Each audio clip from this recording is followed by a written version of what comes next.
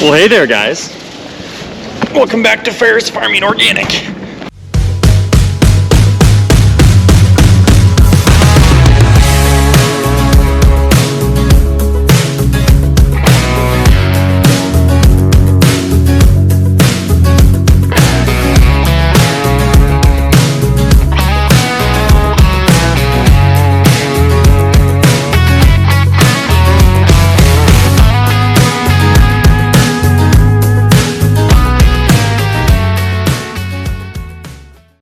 You can't see me right now, but right now I'm inside of one of our bins, and we were loading some trucks of organic corn to take on Monday, and right now I'm pulling back the old sweep auger. That way when we start it back up, when we need to turn it back on, it won't be full of corn and plug up.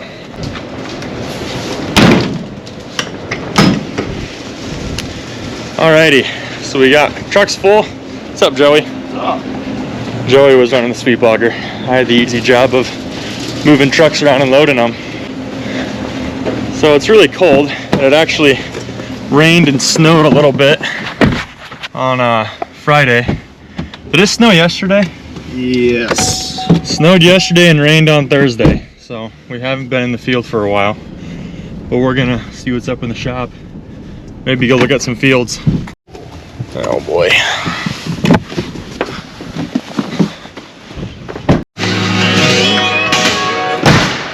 What's going on, Hans?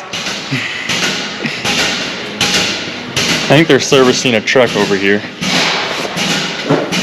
Looks like it. What are you working on? If it would stop being so loud, what are you working on, Jacob? Oil change. Oil change? Servicing. Nice. Yeah. So they're just changing the oil in that semi, getting it serviced for this coming week. We worked on a field cultivator today, changed some sweeps, took off all the hoses from the air seeder. So I might go show you guys that quick. We've definitely done a video on one of these. Oh yeah. If you guys want to see us put together one of those tine weeders, we did a video on that a while back. We also sell those. Jack's email is in the description of every video. If you are interested in one of those, they make cultivators, they make harrow type tine weeders, and a bunch more stuff. So if you're interested in any of that, shoot Jack an email. Also, you can see all the torches are on the flaming wagon, I think is what Jack called it. And all the propane tanks are on there, so that's nice. Alright, so that's kind of what's going on in the shop. Not really a whole lot. It's Saturday today, I think I said that earlier. I haven't been in the field since Tuesday, so I've been just hauling corn. So nothing really exciting. So we're gonna go check out, I don't know, whatever's outside or by the shed. I'm kind of just searching for a video to do today so we can get one out. I'll also talk a little bit of what the order things will go in after the corn gets in the ground and the soybeans, because that's kind of when the real organic farming stuff starts. I mean, right now we're just, you're field cultivating and planting, so it's not a whole lot different from what conventional guys do, besides we don't do pre-merge or any stuff like that. But we'll go talk about some of that stuff in the big shed. Also, they got prom today, so they're all dressed up. It's also very windy out. Nothing's really going weather-wise going our way right now. I mean, it was, I don't know, was it 2 weeks ago? It was like 80 degrees, and it was just amazing. And now it's 40 degrees and 20-mile-per-hour winds. It snowed. I mean, it's just getting out of hand. There's the corn planters. Jack showed you guys those last video, I believe. So obviously these will go first, right behind the field cultivators, right after we get done with that. And then, I don't know if we have a tine weeder inside here, but I'll go show you guys one of those. So right after the corn gets planted, we will hit it with a tine weeder. And then after that, after the corn pops through, the lighting might be pretty bad, we'll hit it with these rotary hose.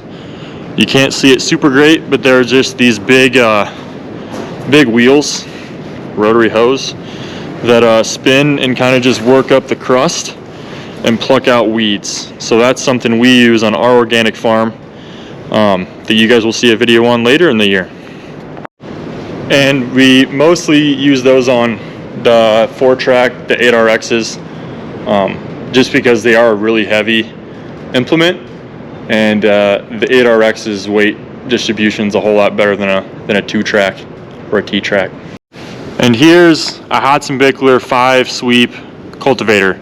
I'm really sorry the lighting's really bad in here, but it's kind of just what you get right now. And I kind of wanted to talk a little bit about the order things will go in for the first couple months at least after the corn gets in the ground. But anyway, these are 5-sweep.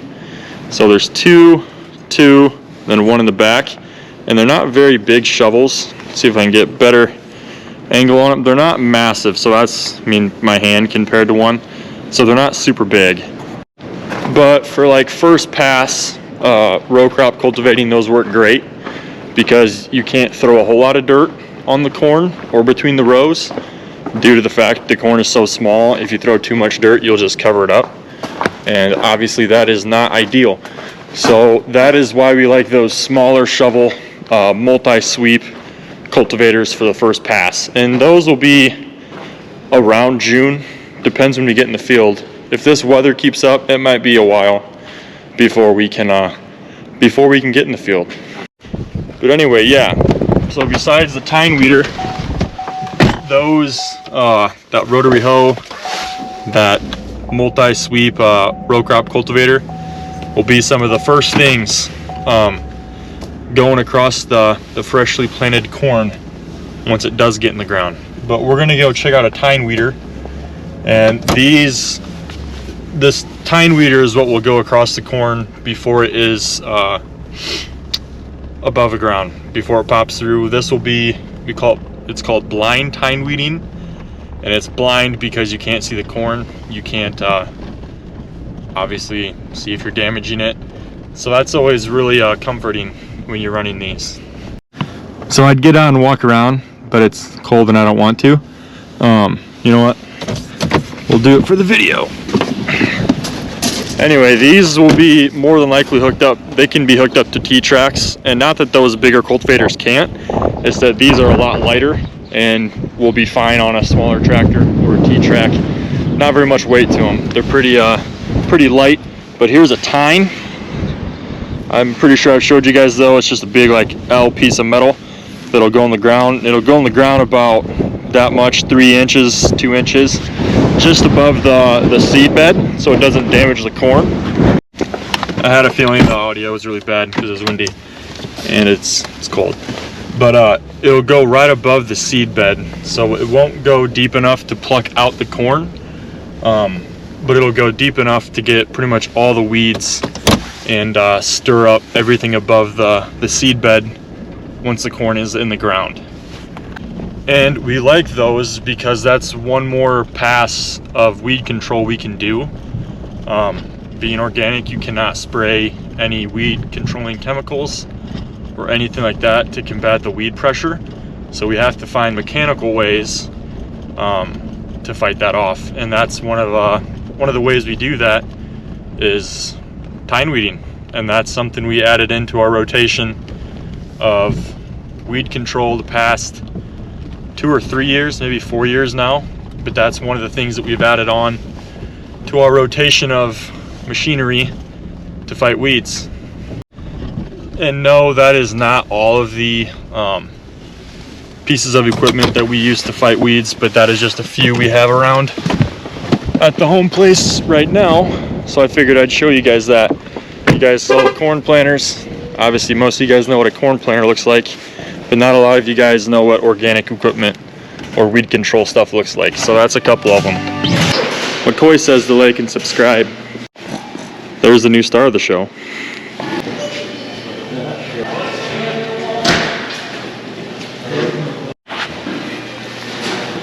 I wonder how many tine weeders we put together this year, Joey. I'm pretty sure this is like number 8. Put a lot of these together. How many do you have left? I have no idea. we've moved on to more important projects, as you can see. So we got that tine weeder done, and then we did the most important thing of the day. Put that grill together, and we're gonna go look at some fields now. More specifically, the very first oat field that we planted this year. So let's go check it out.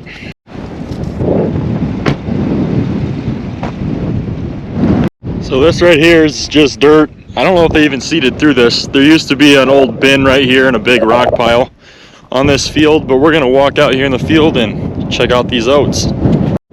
So I don't know how good the camera will do its justice, but you can see it's relatively all green, which means they're all poking through. You can somewhat see the tire marks where the tractors went, and that's just, I mean, it obviously packed down a little bit more. Here's a tire or a track row, but if you kind of move some of this stuff around, there is oats popping through, and these will fill out once they start to pop through a little bit more. But yeah, these look pretty good. I don't know, it's 1.5 inches, 2 inches, most of them, but you can kind of see here, they're coming through. And like I said before we got in the truck, this is the very first field we planted. There are some other fields kind of north of here that look about the exact same, that are probably 3-4 days behind this field planting wise. So I would say everything's kind of coming along pretty good. We actually weren't that late in the field as we thought we would be for oats. It was kind of just right in the middle. Not super late, definitely not early, but it worked out just fine. It is still super cold, so that's not going to help the growing process, but I believe next week's supposed to be in the 60s and sunny, hopefully. We got some chances for rain next weekend, so I don't know if we'll plant any corn next week, but hopefully we can get back in the field and start leveling out some more ground at least. Now, with that all being said, we still have a lot of ground to level up before we can even get in the field with the planters. But there are some fields where we could start getting the corn planters going, so that's really exciting. If you're still watching to this point, comment how things are in your area. Like if you're a farmer, if you're starting to plant yet, if you got any corn in the ground, some soybeans. I know conventional guys usually do soybeans first, I think. I'm not a conventional farmer, so I have no idea. But yeah, we plant corn before we plant soybeans, just for the fact that soybeans are usually harder to maintain control over the weeds on, especially later in the season and stuff. So we plant our corn first, actually. Then we'll plant our soybeans. I think last year we finished our soybeans in June, like the first week in June, so not like super late, but usually, or not usually, we do plant our corn first and then we'll move on to soybeans.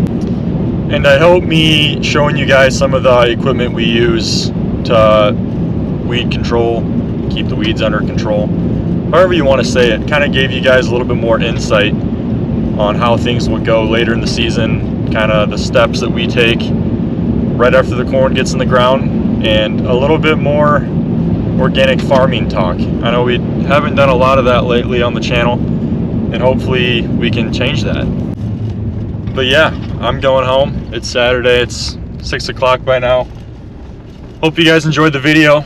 I'll talk a little bit more when I get back to my house. We got some exciting news, so stay tuned for that. All right, the big reveal. My dog's pregnant. So if you're watching this yet, you know we have a giveaway going on for 2,500 subscribers. So if you do win that giveaway and you want a puppy, I'll even throw in a free puppy for your giveaway. But that's the surprise. Nothing to do with farming. Just my dog having puppies. So comment giveaway on any of our videos at all, and you will be entered to win a surprise and a puppy if you want it when they come. So there you go.